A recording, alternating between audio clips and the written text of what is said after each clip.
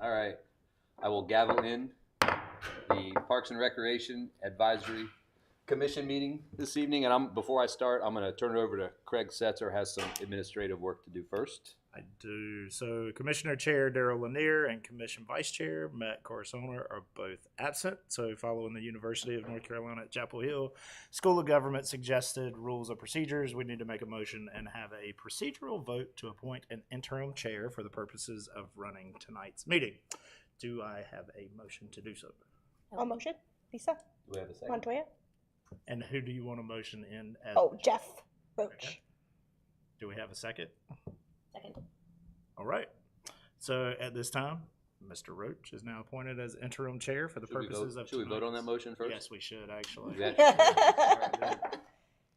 Vote on the motion. All in favor, say aye. Aye. Opposed? Motion carries. At this time, Mr. Roach is now appointed as interim chair for the purposes of tonight's meeting. Yay. Not at all. Thank you, Mr. Setzer. All right, so with that, we will move forward with business for the Parks and Recreation Advisory Commission meeting. So call to order. We'll start with a quick moment of silence for our invocation tonight. Bow your heads.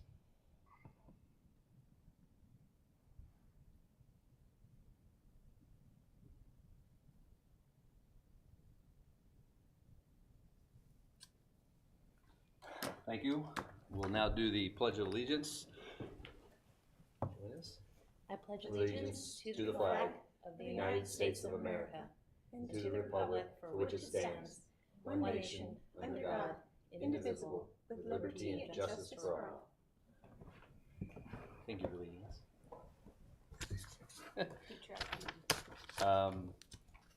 After that, we'll do the approval of the December 4th, 2024 meeting minutes. I assume people had a chance to look through them. Any questions or comments for the director or staff?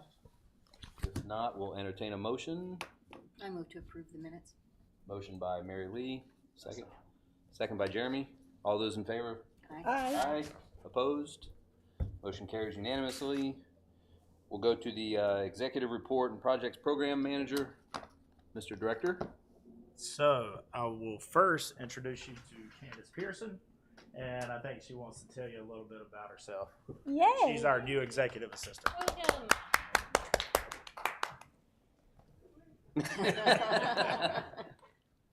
Thank you, Craig. And thank you for letting me speak today. Again, my name is Candace Pearson. I have been in Apex for almost 3 years now, and I absolutely love it. Professionally, I've been doing administrative assistant, executive assistant work for almost 10 years. And personally, I am a military child. Some people like to say military brats. Hang together. My mother was Navy for 20 years, so I've moved around quite a bit. But honestly, like trying to find a place to call home wasn't really like happening. So actually, when I came to Apex, it really feels like home. So I'm really excited to spend the rest of my life here. Yay. So thank you so much. Welcome. Very nice to meet you Welcome. all. Thank you. Look forward to seeing you at the meetings. Yeah. Appreciate it. Currently, we're doing a fee study for programs as well as our rental fees. So that kind of jump started a couple weeks ago. We were doing interviews today with the firm, and so we're moving. Hopefully, we'll have that completed and in place by the fiscal year, the new fiscal year. Is that like a pro forma of like what we should be charging? Yes. Okay. So we'll be doing some benchmarking with other departments in the area, national standards, things of that nature. So over the years, we've done our best to kind of keep up with the trends in the area, but I felt like it was time for us to really go a lot deeper than what we had been. It was a lot of surface level. Now I want to get a little bit deeper in how we go about charging and why we're charging, what we're charging, and y'all will be able to give input on that at some point, as well as council. So Is that also impacting the development fees as well? I'm gonna let her talk about sorry. that when she gets up to talk about, which is going to be the next thing, which is her project presentation. So she can touch base on the fee and lieu side too. Yeah, so we wanted to give you guys, would have been video, but nice shots of some of our projects that are underway. This is Middle Creek. So we're moving, most of phase one is done except for the southern portion where the trailhead will be, that a pump station is being relocated at Sunset Lake Road.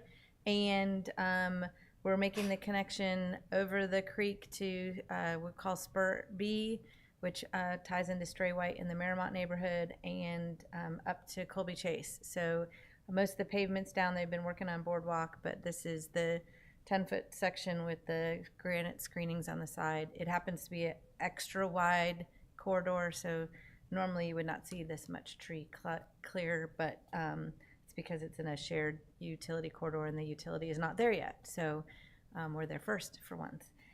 But a nice shot of that. And that's also gonna tie into the Horton Park, Horton Park to which the is north. done, a portion of that is Yes. done too. Yes, and they're going north. Will be all the way to Jesse Drive, and then the next phase would be the feasibility study area that we did. That's Jesse Drive to Center Street 1010. The Felton Grove connection. Felton Grove is building a section, but we have a gap in between of property that we don't have access to. But ultimately, it would connect from Felton Grove west into Middle Creek. And we've already put it on the calendar. We anticipate that project being open before, but October 18th of 2025, Great Trail State Day. We plan to have a big celebration with our partners on this project. And so we'll obviously you all be invited to come out and celebrate a big opening of a major corridor in the regional network as well as within our town. This is Beaver Creek, and this is another greenway that's predominantly boardwalk. So what you see is the boardwalk being constructed on the left and the wetlands that we're protecting with matting on the right. And a majority of that, 80% about of the mile plus, is in boardwalk. And we've seen a substantial amount of water movement in that project, as much as lifting those mats, which are like 12 by 12 logs with metal rods connecting them, and they were lifted up out of the dirt and moved into the woods. So this area has a lot of water. So, but it's going to be a really nice connection from Kelly Road Park to the nature park. They're moving on that, and I would say we're definitely going to see that completed sometime this year. Although I believe they have until next year to get it done. But they've been doing really well. And that's also a shared corridor. That is existing sewer, so we are winding ourselves back and forth across sewer, which is in the middle here that you can't really. Just looking at the width of it, same Yes. as the middle. Yes, it's quite narrow. We'd be wider today if it was. This is just an older corridor. And then this is way behind, but these are the street hockey rinks. The cool thing, and we'll try to get you guys the video out, but that little yellow machine is a machine leveler, and so when they put the concrete down, it levels it to within 1/1000th of an inch, so that we had this beautiful surface. The boards are going up this week. There'll be a 2-week build for that, but the first rink is nearly complete with the boards up. And there was an article on WRL or on the CBS internet site, written article, and then today we had an interview, so hopefully they'll be pushing out more about how we got to be in the partnership and what the outcome is and what we hope to get. But hurricanes are ready. We're talking about potentially a late March grand opening. We'll have dates confirmed hopefully soon. And then they're ready. They're working on camps, maybe spring break camps or other weekend jamborees to run their programs and get a lot of interest and people out there right away. And so that's a really project that's moving towards completion in the next couple months.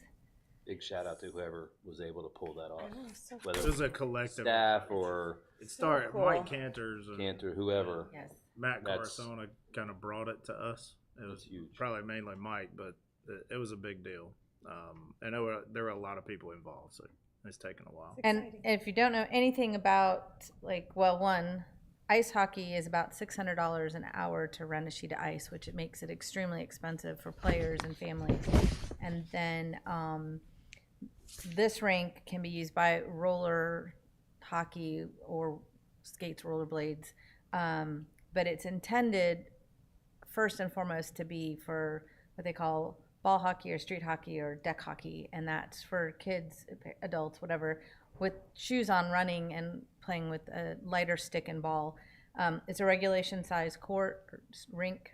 And the focus from the Hurricanes is to get kids who don't have opportunities to be able to play the game and learn about the game and love and grow the sport. And so they have a Boys and Girls Club program they call the Capital Area Crew, and they work with them and bring them out to sites and have them play. They also have there's 2 sled hockey programs for people with disabilities, and a really cool thing when we get the boards up to see is that where the players' benches are, the top part of the board is actually like clear plexiglass, so they can see to the ice, so that they can safely transition on and off of the ice during their games. And so it's got some really unique like ADA features. So it's a real opportunity for people who don't necessarily have access otherwise. And they plan to run some really good programs and events, and then help us step into what we can do with other groups or partnerships, and then open playtime. And then the second rink also has 2 full-size basketball courts and a futsal option, so that we can use these multifunctionally, and we're working on how to program that open playtime and how we'll operate the facility. But it is entirely fenced in, so for now, like kind of light hours, it will be open, and then we'll formalize that, but it'll be available to people to use. So we're excited. Fee study, because I don't have a video or a picture of that. We are in the process of doing scope and fees with a firm to do our land dedication fee study. And so that will hopefully be kicking off soon, and will give us a chance to look at land values, our fee rates, how we apply them to the different categories, and could ultimately involve whether or not we need an ordinance amendment to Article 14 that just devises how we go through that process. So they're going to be looking at all of that. It will follow a little bit farther behind than the other study, but we were working on the game plan of meetings and how to engage what groups and stuff like that. So probably some stakeholders in HBA and Triangle Community Coalition and that sort of thing, just so we get the development community to see what we're doing and be able to upfront know what that's. But it will ultimately go as a public hearing. What's the to time? town Is that council. going to be before the July adoption of the budget? Because I know annually the budget changes those land dedication fees. Those fees for us right now change in January Oh, okay. because they've been updated with the annual CPI. Okay. But that does make it kind of wonky with our fiscal year because it's updating at a different time. And so there's been some conversations about, are we changing it at the right time? Okay. And what the impacts would be if we waited 6 months, and if that's the best method. So I mean, we're looking at it from like the last time we did it was 2008. So it's time for us to assess all of that, the rates, the method, and our processes. So that's it. There's other projects moving, but these are the big ones. Those are the biggies. Awesome. So I'll leave this till we move on. Cool. Is that all from the? That's it. That's all you have? Well, then we'll move down the list. Chairman's report. I have nothing since I'm not really the chairman, but I appreciate you guys giving me the opportunity. Public's not here, so no public comment. Any old business? Nothing out there. New business. There's going to be a couple of amendments real quick. The first one, everybody got the email today from Alan on the Resident Advisory Board update. We pushed that back into February to hopefully have more people here, so everybody can hear what's going on. We are also pulling item number 3 and number 4 because I'm the engineer of record on it, so I would have to recuse myself, which would kick out our quorum tonight. So I told my client we'll just do it next month, and so I will recuse myself next month when we have a quorum. So with that, unless anybody has any other changes, we'll jump right into new business item number 2, which is discussion and possible motion regarding the proposed Lawrence Property Plan Unit Development, zoning case 24CZ16. Angela Ranke. Hello again. Long All right. time no see. So overview will get you just, generally located to where this is in relationship to the town and our land maps and greenways, but take you closer so you can see. The Lawrence property PUD is a subdivision of 41.02 acres. It's a single tract that's bisected by Olive Chapel Road and is situated between the intersections with New Hill, Olive Chapel Road to the west and Richardson Road to the east. The portion of the property located north of Olive Chapel Road is surrounded by single-family development, Deer Creek to the northwest, and rural development on large lots to the northwest and east. The portion of the parcel located south of Olive Chapel Road is surrounded by single-family development, White Oak Hills to the west, rural development on large lots to the east, and federal land to the south. The development is proposed to have a maximum of 57 single-family detached units,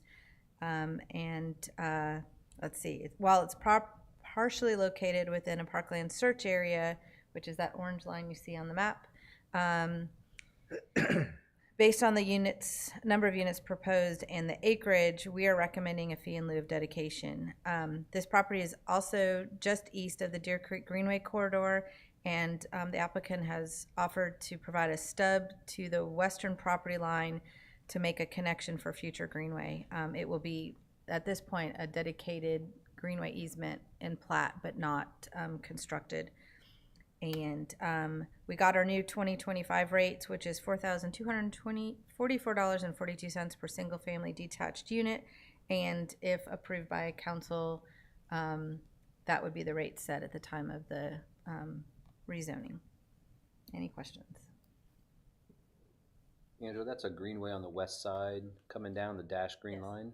Do they have, is there a side path across the front? It's hard to see with the colors. Yes, there's side path along the front. Side path along the frontage, so it'll be a 10-foot, Mhm. not a 5 But foot. then they're also agreeing to, They're proposing like a Up to it. stub somewhere up in this area. easement for a future stub. Yes. They have a street that connects to this here, and they were running like from this, they have open space, so like into that corner. So that if this property were to develop, that they would be able to connect across. So, Is there any opportunity also to get something to the north or to the east? Not that, maybe not as a commitment, but something, if they have a creek or stream running north-south on the property? Any other, because that property north of them is gonna develop as well in the future? I mean, they'll have sidewalk on both sides connecting, and they have the side path to the east and the greenway to the west. So, just based on the number, they do have two kind of ponds in the middle of the site, so their site is somewhat constrained. And we did look at like the idea of running a internal network of connection through there, but it was going to impact a lot of wetlands, and so that was something that we were like, it would have to cross the waterways and stuff, so it didn't really align that way. Okay. That's all I have. Anybody else have questions for Angela, project?